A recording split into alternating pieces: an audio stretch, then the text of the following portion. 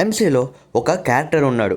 తను ఇంట్రెస్టే even strongest heroes అయినా అవెంజర్స్ కూడా సైలెంట్ అవ్వాల్సిందే. ఈవెన్ డాక్టర్ స్ట్రేంజ్ మ్యాజిక్ కూడా ఈ క్యారెక్టర్ ముందు పనిచేయదు. అసలే టీమెన్స్ కూడా ఈ క్యారెక్టర్ని చూసి భయపడతారు అంటే ఊహించుకోండి. తన పేరే గోస్ట్ రైడర్. మరి షాకింగ్ థింగ్ ఏంటి అంటే మార్వెల్ ఇప్పటి వరకు కూడా ఇలాంటి most popular and the most powerful character అయిన గోస్ట్ రైడర్ని ప్రాపర్గా ఇంట్రడ్యూస్ కూడా చేయలేదు. అండ్ ఎగ్జాక్ట్లీ అదే మార్వెల్ ఫ్యాన్స్ని కన్ఫ్యూజ్ చేస్తున్న విషయం. బికాస్ ఎంసీయూ ఇప్పటికే కంప్లీట్గా డార్క్ డైరెక్షన్లోకి వెళ్తుంది. ఎగ్జాంపులే అవెంజర్స్ డూమ్స్డే మూవీని మనం తీసుకొని రావచ్చు. అసలే ఎంసీలో బ్లేడ్ క్యారెక్టర్ ఇంట్రడ్యూస్ అవుతుంది. డార్క్ వ్యూ మ్యాజిక్ని ఆల్రెడీ తీసుకొని వస్తున్నారు. మల్టీవర్స్ యొక్క కొలాబ్స్ని, అలానే డూమ్స్డేలో మనం మెయిన్ క్యారెక్టర్ అయిన డూమ్ని మనం చూడబోతున్నాం. మరి ఇలాంటి డేంజరస్ సిచ్యువేషన్స్లో గోస్ట్ రైడర్ లాంటి క్యారెక్టర్ చాలా పర్ఫెక్ట్గా ఫిట్ అవుతుంది. ఈ సిచ్యువేషన్లో గోస్ట్ రైడర్ని మార్వెల్ వాళ్ళు ఎంసీయూ రీబూట్ తర్వాత తన రోల్ని నెక్స్ట్ లెవెల్లోకి తీసుకొని వెళ్ళే ఛాన్సెస్ ఉంది.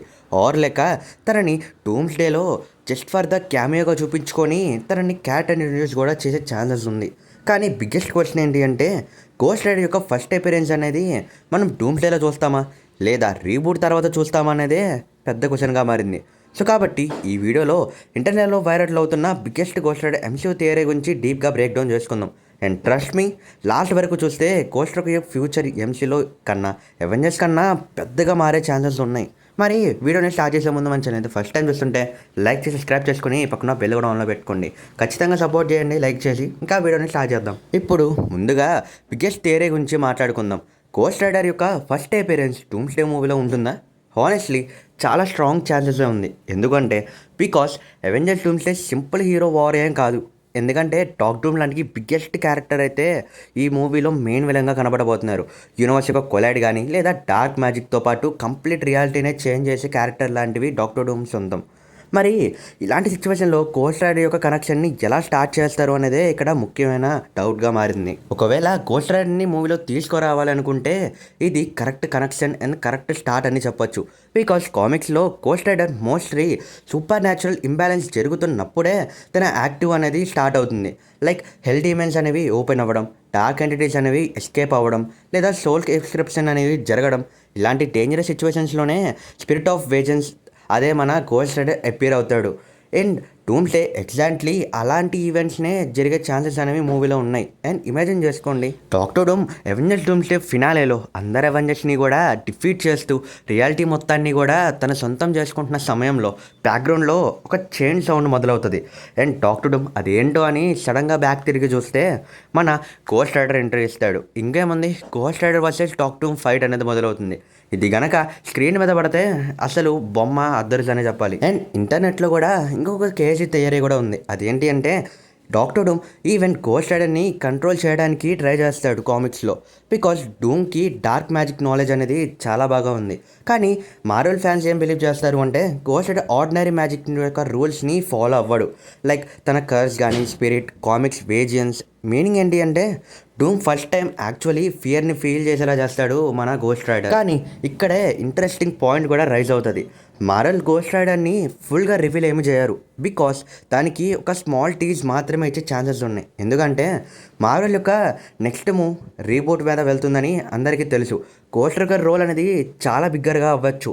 మేబీ నెక్స్ట్ ఎక్స్‌మెన్ యూనివర్స్లో కాకపోయినా వాళ్ళ యొక్క మిడ్ నైట్స్ అనే ప్రాజెక్ట్ని తీసుకొని వస్తే అప్పుడు గోస్ట్ రైడర్ యొక్క క్యారెక్టర్ అనేది చాలా ఇంపార్టెంట్గా మారుతుంది. మార్వెల్ లాంగ్ టర్మ్లో ప్లాన్ చేస్తుంది కాబట్టి గోస్ట్ రైడర్ యొక్క క్యారెక్టర్ని ఖచ్చితంగా తీసుకొని వస్తారు అని వాళ్ళు బిలీవ్ చేస్తారు కూడా. అండ్ హానెస్ట్లీ గోస్ట్ రైడర్ లాంటి క్యారెక్టర్ని జస్ట్ ఒక్క మూవీలో చూపించి ఎండ్ చేయరు.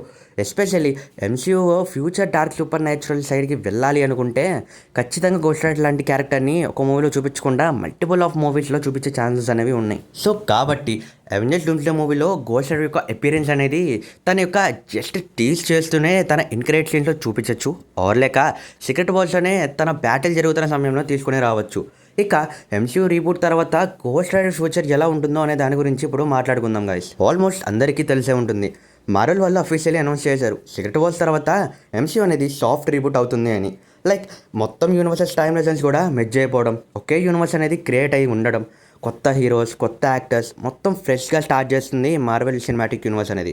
కానీ మార్వెల్ ఫ్యాన్స్ ఒక్క మాత్రంని బిలీవ్ చేస్తారు పర్మనెంట్గా, Ghost Rider because Ghost Rider human hero ఏమీ కాదు, తను ఒక new concept and spirit curse కాబట్టి తనని ఎలాగ ఒక కొత్త యాక్టర్లో చూపించాలి అనుకున్నా ఈజీగా చూపించేయచ్చు.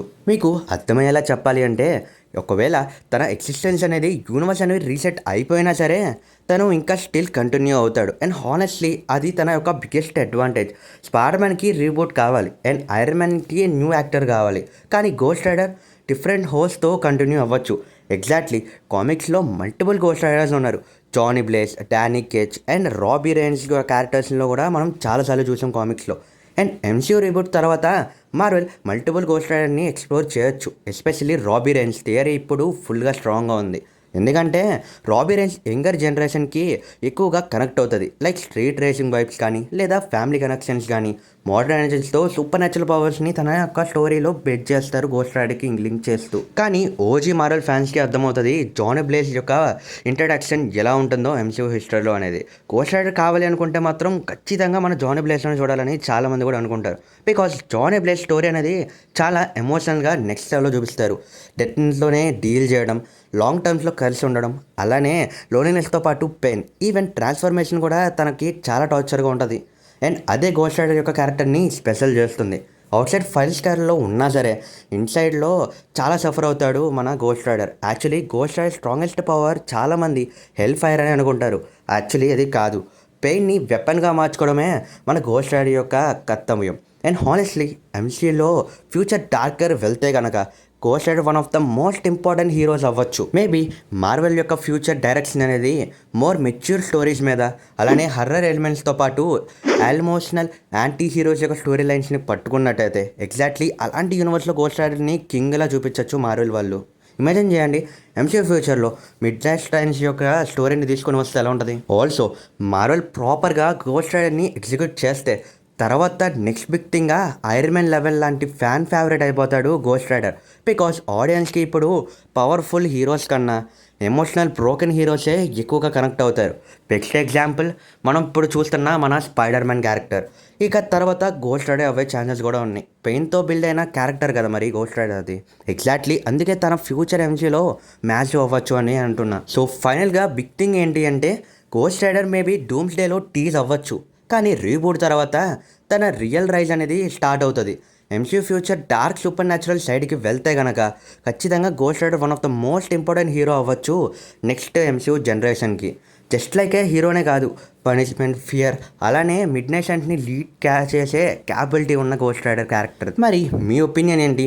గోస్ట్ రైడర్ ఫస్ట్ అపియరెన్స్ అనేది డూమ్స్ డేలో వస్తే బాగుంటుందా, లేదా నెక్స్ట్ వచ్చే జనరేషన్స్లోనే గోస్ట్ రైడర్ని చూస్తామా? కామెంట్స్లో ఖచ్చితంగా డెఫినెట్లీ చెప్పండి. అండ్ ఇలాంటి massive MCU theories and break downs కోసం మన ఛానల్ని సబ్స్క్రైబ్ చేసుకోవడం మాత్రం మర్చిపోమాకండి. మళ్ళీ నెక్స్ట్ వీడియో కలుద్దాం. Signing off your under. Tada.